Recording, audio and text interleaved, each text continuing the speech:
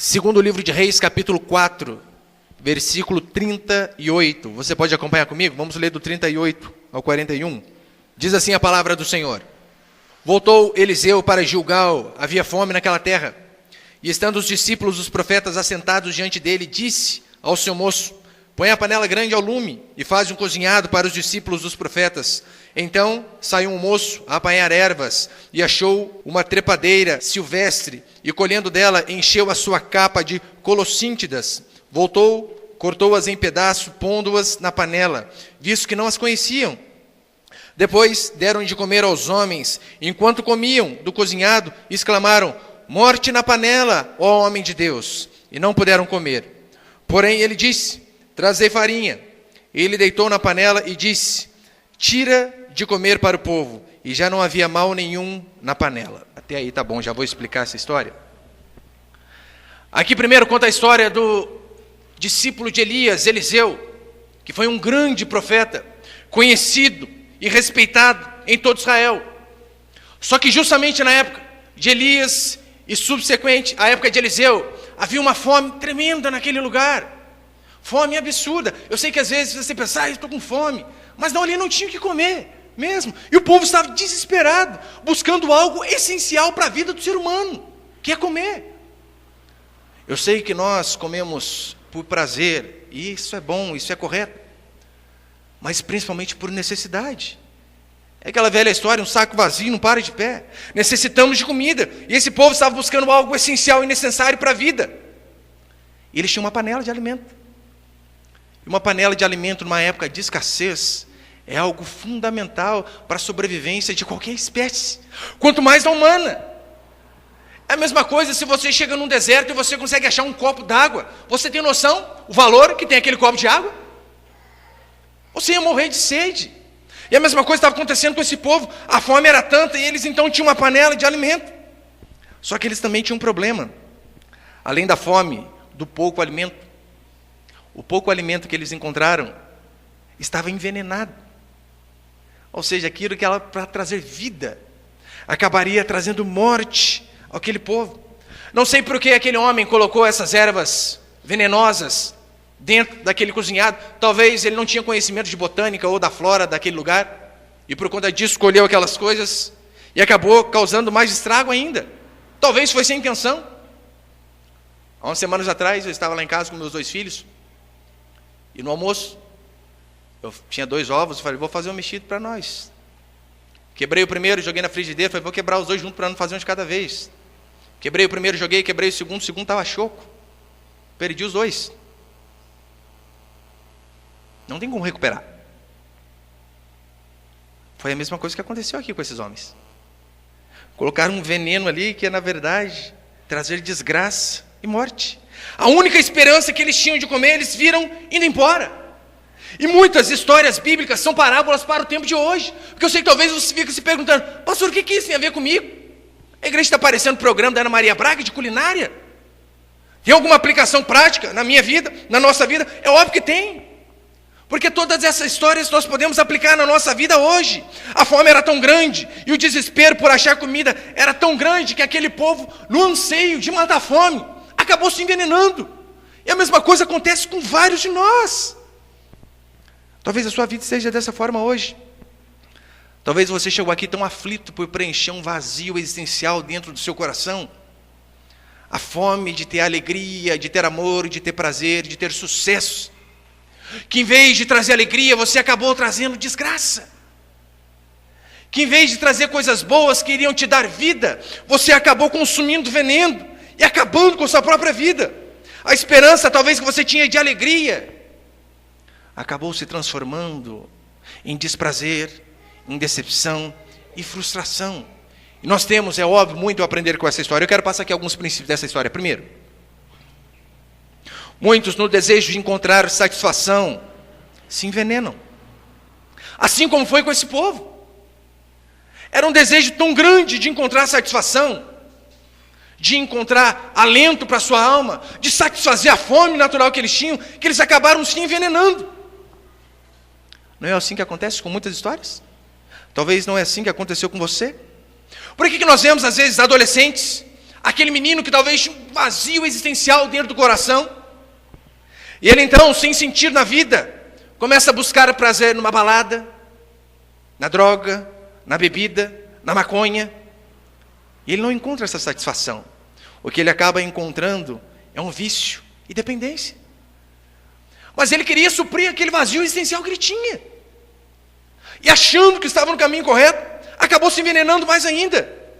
Quantos alcoólatras nós vemos que bebem para esquecer os problemas? Mas sabem, enquanto você está alcoolizado, aparentemente você esquece. Mas depois que volta à sobriedade, você acaba trazendo dependência e angústia não apenas para quem usa, para quem é dependente, mas também para toda a família. Mas talvez a intenção dele era boa. Eu preciso esquecer os problemas. É aquela menina adolescente que sem amor, sem carinho, vai buscar satisfação nos braços de um homem. E não escolhe direito, e não tem paciência de esperar. E em vez de achar aquele amor recíproco, acha uma gravidez indesejada e, consequentemente, um abandono, e é isolada. E fica para o resto da vida, talvez, comprometida e com problema. É o jovem que busca sexo e aceitação no meio em que vive. Porque hoje em dia, experimenta um adolescente de 17 anos terminando o ensino médio, dizer na sua classe que ele é virgem. O pessoal vai dar risada da cara dele. Daí então, essa busca de prazer e de aceitação naquele meio, acaba às vezes trazendo doença e desgraça para a sua própria vida. Tem um amigo que com 20 anos morreu com HIV. Mas era o pegador da rua. Aceitado em todos os meios. Era o cara. Daí está lá, dia 25 de dezembro, no Natal, o velório dele. 20 anos. Consegue ver? O que um coração que às vezes busca uma satisfação e busca no caminho errado, acaba trazendo prejuízo para todos. E se o problema fosse só ele, morreu, acabou. Só que não, deixou os pais, deixou o irmão, deixou amigos. Por conta de escolha errada. É aquela dona de casa que talvez solitária demais com as suas panelas. É aquele marido que 20 anos casado com a mesma mulher. Ele pensa da seguinte forma: eu preciso dar uma apimentada nessa relação, vou arrumar um caixa 2. Vou dar um pulo por fora, para ver se eu consigo dar uma apimentada, um renovo, um tempero, na minha vida com a minha esposa. E nessa ânsia, e nesse desejo, por trazer satisfação a si próprio, acaba se envenenando, trazendo culpa, angústia e peso na consciência. Eu já conversei com muitos homens, não foram poucos, que perante a sociedade o sorriso era de orelha a orelha. Um bom pai, aparentemente moralmente correto, mas quando põe a cabeça no travesseiro para dormir, só ele sabia o peso que ele tinha na consciência, para que ele sabia: olha, eu chego em casa, minha casa está arrumada, os meus filhos estão bem cuidados, minha esposa mal sabe que eu tenho outra. Você acha que isso realmente traz satisfação? É claro que não. São aqueles pais que têm um objetivo tão grande, a ganância tão grande por dinheiro, e eles enganam a sua própria consciência pensando da seguinte forma: olha, mas eu quero deixar algo bom para os meus filhos, e é óbvio, temos que batalhar por conta disso. Só que a ganância para o dinheiro é tão grande, que eles acabam ficando cegos, vendendo os seus valores, vendendo a infância dos seus filhos, e a educação dos seus filhos para a titia da escola, para a televisão. Daí está lá, adolescente com 16 anos, não quer saber de nada, e ele pergunta: aonde foi que eu errei? Uma vez eu vi uma charge onde tinha uma menininha, ela pequenininha, com 3, 4 anos, dançando na boquinha da garrafa, e os pais: nossa, que bonitinha. Daí depois passava ela com 8 anos, soltando uns palavrões: nossa, como ela fala bem. E ela com 14 anos, grávida, e os pais: aonde foi que eu errei? Ora, na educação. Talvez o desespero de tanto querer algo acabam deixando aquilo que é mais precioso para nós aqui na terra, nossa família. Quantos aqui às vezes não se encontram nessa mesma situação? Será que tem jeito para a minha vida ainda? Olha, eu me encaixo exatamente nesses exemplos. É aquela pessoa que busca preencher um vazio na alma e acaba caindo num buraco existencial. Eu não sei quanto a você, mas eu durante 21 anos da minha vida foi dessa forma. Durante 21 anos eu pensava: olha, o dia que que eu conquistar aquilo, eu vou ser feliz. O dia que eu conseguir sair com aquela moça, o dia que eu casar, o dia que eu tiver um bom serviço, o dia que eu passar num concurso conceituado. Eu fui conseguindo gradualmente essas coisas, mas sempre depois dessas conquistas, aquele vazio parecia aumentar. Eu lembro de uma frase de um homem de Deus chamado Dostoiévski, que ele diz o seguinte: no coração do homem há um vazio do tamanho de Deus. E é isso que o ser humano tenta fazer. Ele tenta preencher esse vazio existencial de todas as formas. O meu problema é dinheiro. E às vezes consegue dinheiro, mas não consegue preencher o vazio. O meu problema é uma companhia. Então ele busca uma companhia, ela busca uma companhia e encontra. Só que o vazio no peito continua. Então ele pensa que o problema dele é a satisfação pessoal. Eu preciso ser conhecido. Meu irmão, eu posso citar para você dezenas de famosos que suicidaram, mas que tinham esse mesmo objetivo. Amy Winehouse morreu com 27 anos, se eu não me engano. Uma voz maravilhosa. Morre de overdose. Robin Williams, deve lembrar o Pat Adams, Doutor da Alegria. Olha o papel dele, fazer as pessoas rirem, trazer alegria para a vida das pessoas. Você consegue imaginar alguém que traz alegria para a vida das pessoas se suicidando de angústia? É porque era apenas uma máscara, era algo exterior, mas o seu coração estava sempre vazio, sempre buscava preencher aquela fome em coisas que não preenchiam coisa alguma. Mas segundo princípio dessa história, vou ser bem curto hoje. Pessoas aflitas e angustiadas tendem a aceitar qualquer coisa. Foi exatamente o que aconteceu com essas pessoas. A fome era tamanha que eles não pensaram: calma aí, será que isso aqui é bom? Será que isso daqui é de comer?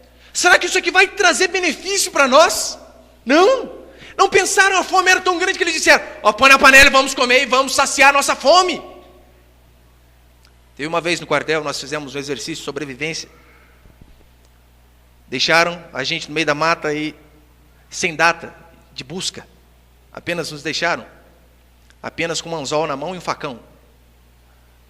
Eu lembro que já estava alguns dias ali sem comer, e todo talo de árvore que a gente encontrava era bem-vindo. Como que ficava gostoso. Alguns dias depois, ainda sem comer, 6 lambaris desse tamanho conseguimos pescar. Só que tinha 13 homens, eu era o menor, só gente grande. Como não ia dar para todos, sabe o que fizemos? Suco de lambari. Fervemos e tomamos, para dar para cada um tomar um pouquinho. Pastor, mas que desespero é esse? Já teve fome? A ponto de não saber quando você vai comer? Era o que estava acontecendo com esse povo. Era a esperança deles. Então nem pensaram. Eu sei que hoje em dia, nesse tempo que nós vivemos, falar de canibalismo, gente comendo gente, é absurdo. Não, pastor, isso aí eu não consigo acreditar, não. Até que a fome realmente aperte. Eu não sei se você já leu o livro ou tem um filme chamado, se eu não me engano, Perdidos na Neve, que conta uma história verídica, onde um avião caiu na neve e se partiu ao meio. Metade morreu e a outra metade ficou vivo.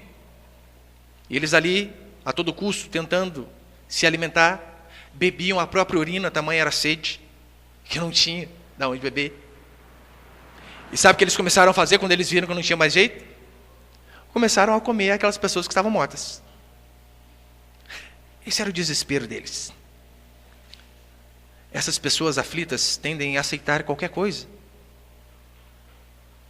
Também na vida do ser humano é assim. A pessoa que está angustiada, ela não pensa muito. Ela quer se satisfazer. Tem um irmão aqui da nossa igreja que serviu ao exército e ele disse que ele foi para o Haiti, logo depois que teve aquele terremoto. E ele dizendo que lá, infelizmente, era normal, corpos espalhados pela rua, vindo o trator com aquelas pá carregadeira lá e jogando o corpo longe, fazendo vala. E a fome era tão grande que ele disse que eles estavam lá nos seus postos de serviço e chegavam pais com suas filhas adolescentes, 12, 13, 11 anos, e diziam assim para os soldados do exército brasileiro: quer minha filha? Minha filha? $5. Oferecendo sexo com a filha de 12 anos por $5. Fome. Pessoas aflitas e angustiadas tendem a aceitar qualquer coisa. Antes eu me perguntava, como pode pessoas chegar a esse extremo? A esse absurdo? Caminhos totalmente destrutivos, soluções perdidas. Eu ficava pensando, como pode as pessoas pensarem assim?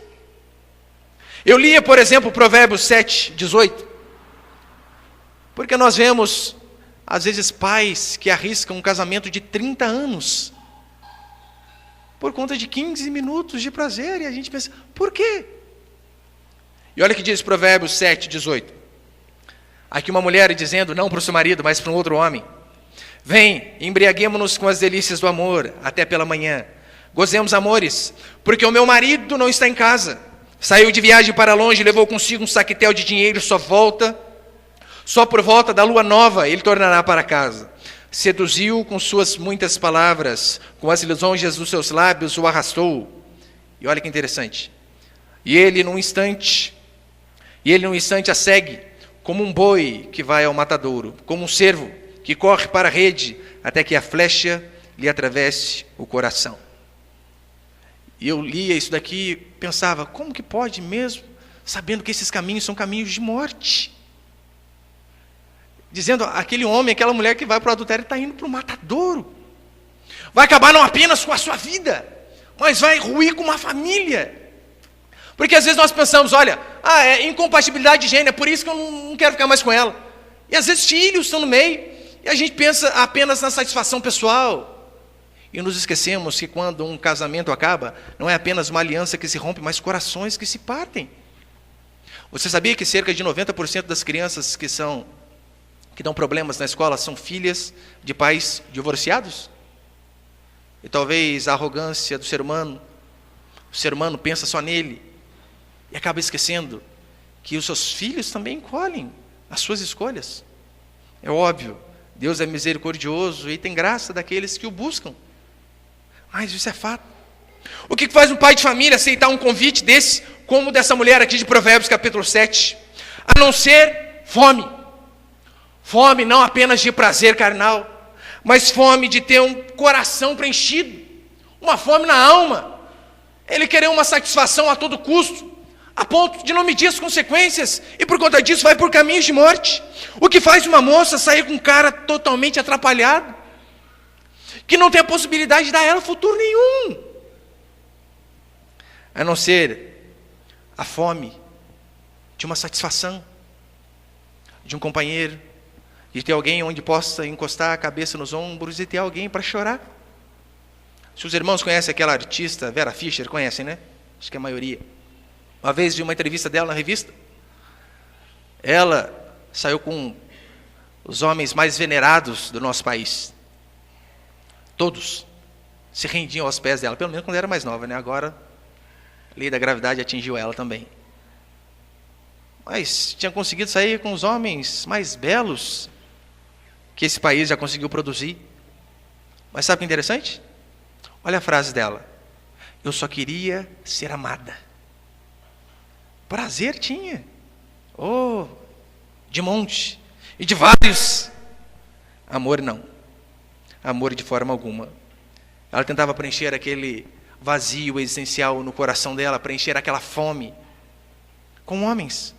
E a fome acabava sempre aumentando. O que leva pessoas dentro de igrejas a acreditar em líderes religiosos mais falsos do que nota de R$3. E acredita mesmo. Se puder dar tudo na igreja, dá tudo aos pés do homem lá, sabendo que é um picareta sem vergonha. Homens que usam de psicologia para acabar influenciando as mentes. E então pegar aquela senhorinha e arrancar até o couro dela. O bom pastor, diz a Bíblia, dá vida pelas ovelhas, e o que nós vemos hoje em dia, pelo menos em nosso país, é o contrário. É os pastores que chupam até o osso da ovelha, arrancam tudo que dá para arrancar. Mas tem aquela artimanha psicológica, não vai dar para Deus? É? Não vai dar para Deus, vai dar para o médico, prefere dar para quem? Eu já ouvi pessoas usando esse tipo de artimanha maligna. Daí está lá a pessoa com a vida financeira arrebentada, com o casamento arrebentado, tudo que ela faz dá errado.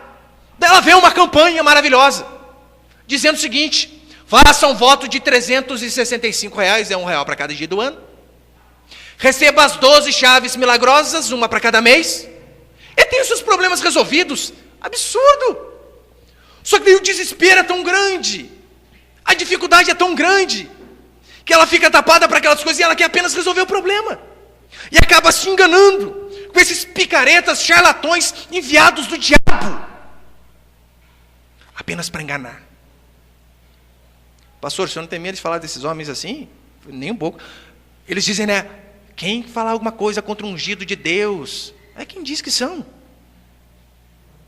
Das duas, uma, se eles são, eu não sou, não tem como. Somos totalmente diferentes.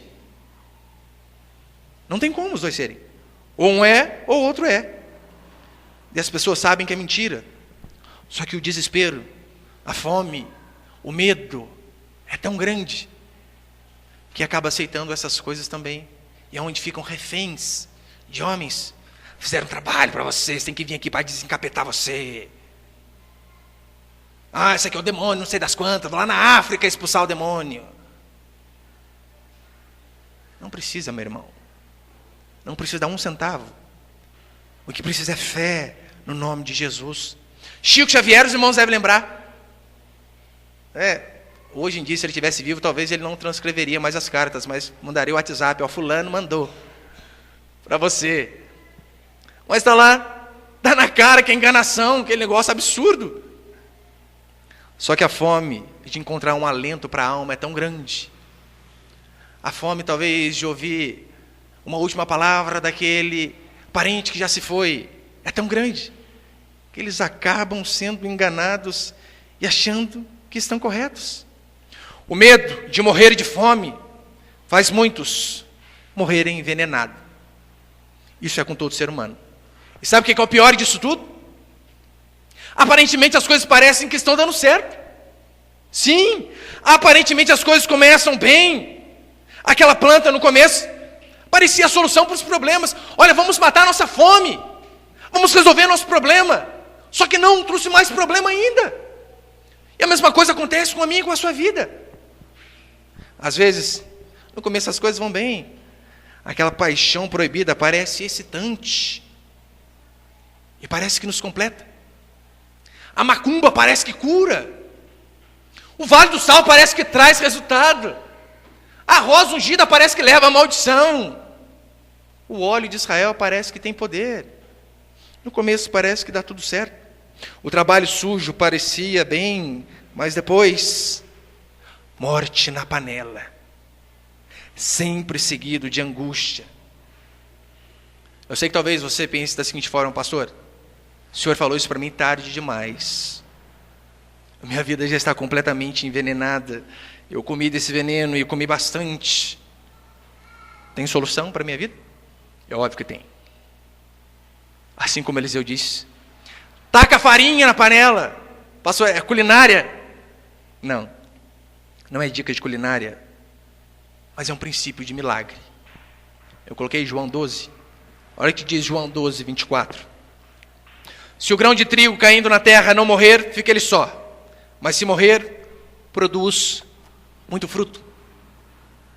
Aquela farinha era apenas um símbolo de um homem, que era homem, mas que também era Deus. Esse sim tem o poder de tirar todo o veneno da alma humana. Ele sim morreu, para que eu e você não precisássemos morrer envenenado. Lembra o exemplo de Moisés e a serpente no deserto? Diz a Bíblia que serpentes abrasadoras estavam mordendo o povo. E o povo começando a morrer por conta dessas mordidas.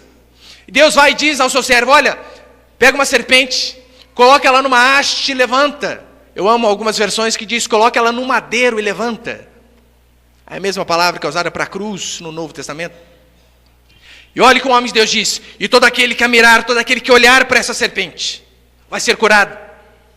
E as pessoas, mas como assim? É algo simples. Nós estamos morrendo picado pela serpente, e então essa serpente de bronze é levantada, e aqueles que olham para ela são curados? Simples dessa forma?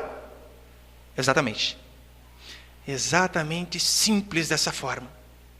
Daí lá nos evangelhos nós vemos Jesus dizendo, assim como aquela serpente foi levantada no deserto, assim importa que o Filho do Homem seja levantado, para que todo aquele que olhar com fé para o Senhor e Salvador Jesus Cristo, seja curado de todo o veneno da serpente, de todo o veneno do pecado, de todo o veneno que talvez a panela da sua vida esteja cheia. É apenas Ele que pode curar a mim e a você, como diz Isaías 53. Certamente Ele tomou sobre si as nossas dores e as nossas enfermidades, levou sobre si, e nós o reputávamos por aflito, ferido de Deus e oprimido. Mas Ele foi traspassado pelas nossas transgressões, moído pelas nossas iniquidades. O castigo que nos traz a paz estava sobre Ele, e pelas suas pisaduras fomos sarados. Esse é um texto a respeito de Jesus Cristo. Ele levou sobre si o meu e o seu pecado. Ele levou sobre si a minha e a sua dor. Ele levou sobre si o veneno do pecado que era para vir sobre mim e sobre você, para que eu e você não pudéssemos levar essa vida de angústia. Pastor, mas o que eu preciso fazer então para de fato ser curado? Primeiro você precisa, meu irmão, é reconhecer que a sua vida está como está por culpa sua.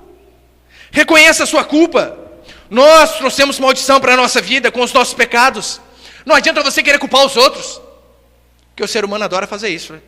É o fulano. O que aconteceu? Ah, mas foi porque o outro também contribuiu. Desde o Éden já é assim. Deus chega em Adão, Adão, o que aconteceu, rapaz? O que Adão diz? Senhor, pequei, perdoa-me. Foi? Foi a mulher que tu me deste. Ou seja, dá uma desviadinha na culpa. Chega em Eva, e aí Eva, o que aconteceu? Ela podia também assumir o papel dela de mulher e dizer, Senhor, eu errei, eu desobedeci. O que ela disse? Foi a serpente. Esse é o ser humano. Sempre dá desculpa. Agora, se você de fato quer ser curado, aprenda, meu irmão e minha irmã, a reconhecer a sua culpa. Ainda que as pessoas tenham contribuído, é óbvio que acontece.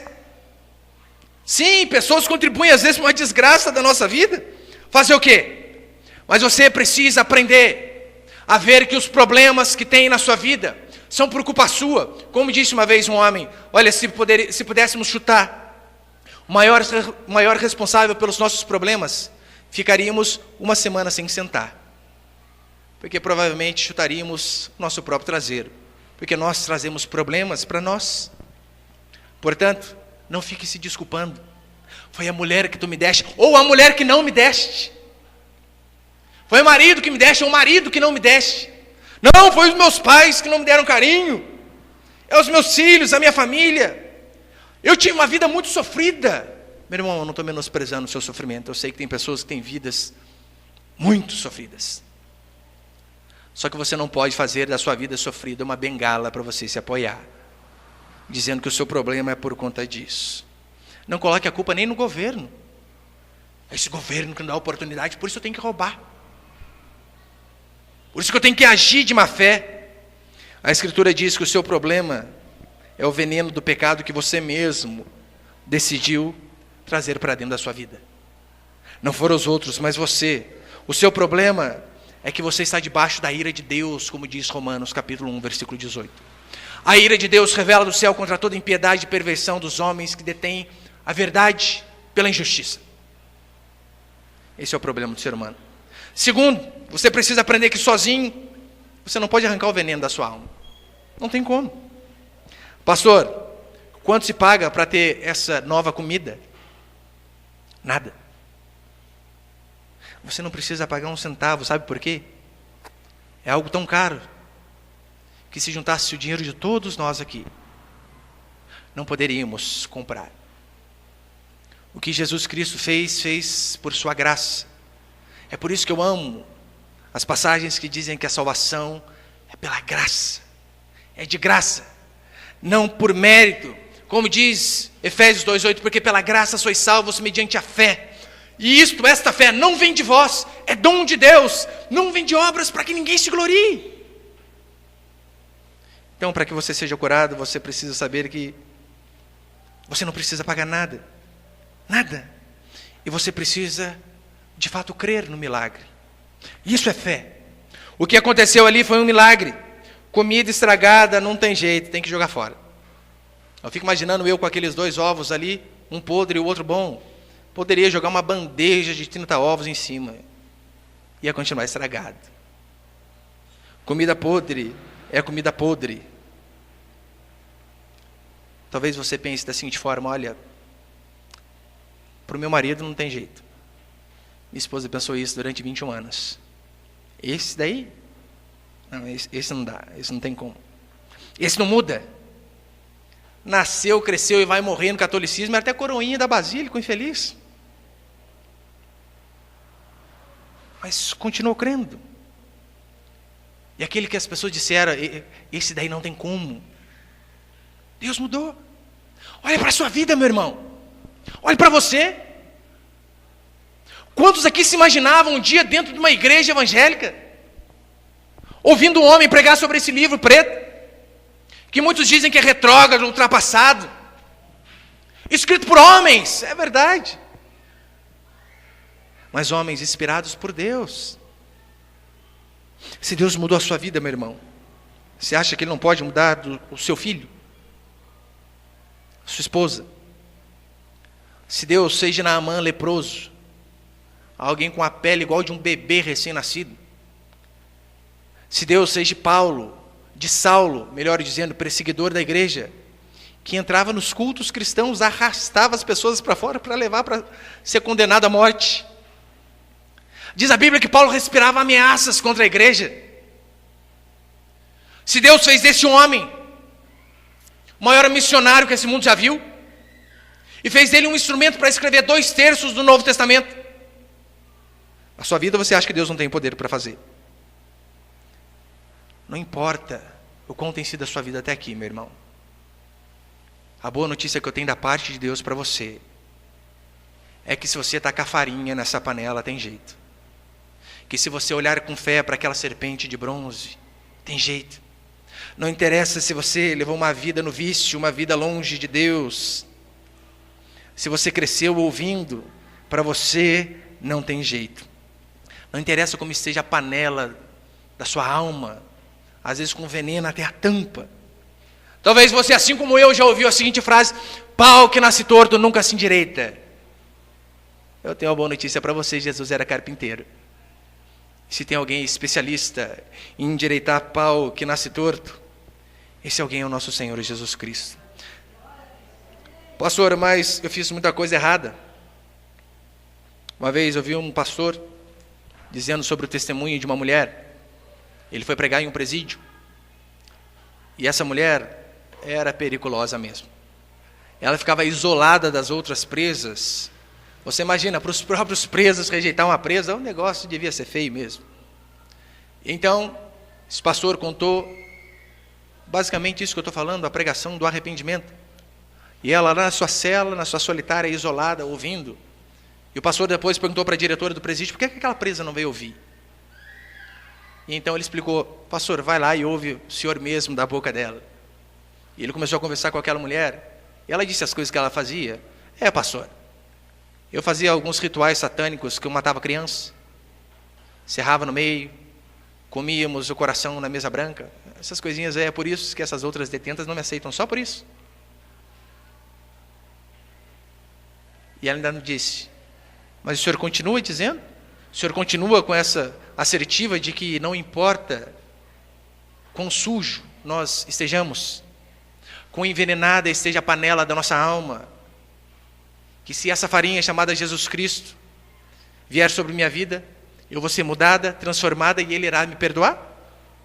E o pastor disse para ela: eu não tiro uma vírgula de tudo que eu falei.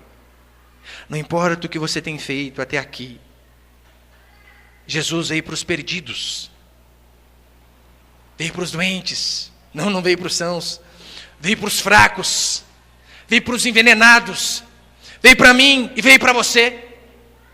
Então, não há vida tão difícil, vida tão pervertida, que o poder de Deus não possa transformar.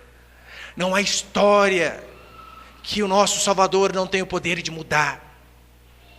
Não há pecado que o sangue de Jesus não tenha o poder de perdoar. Mas é preciso que eu e você creiamos.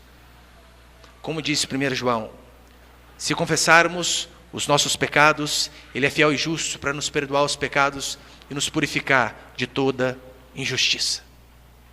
Então é preciso confessar. Nos primeiros capítulos aqui, do segundo livro de Reis, diz a Bíblia que Jericó tinha umas águas amargas e eram até abortivas, águas também envenenadas. E o profeta Eliseu, através do milagre também, purificou essa água. Então as pessoas pensaram da seguinte forma: mas calma aí, Deus purificou a água, Ele também pode purificar essa panela envenenada. E da mesma forma como Deus mudou a minha vida, mudou a sua, mudou a vida de centenas de milhares de cristãos que vieram antes de nós, Ele continua fazendo milagre ainda hoje. Ele continua fazendo grandes coisas ainda hoje. E o milagre não estava naquela farinha, mas na fé no Filho de Deus que viria. A diferença que nós temos para o povo do Antigo Testamento é o seguinte: nós cremos num Cristo que já veio. Eles criam num Cristo, no Messias que viria. E se esse Cristo transformou Saulo em Paulo, Ele também pode transformar a mim e a você em servos e servas do Senhor.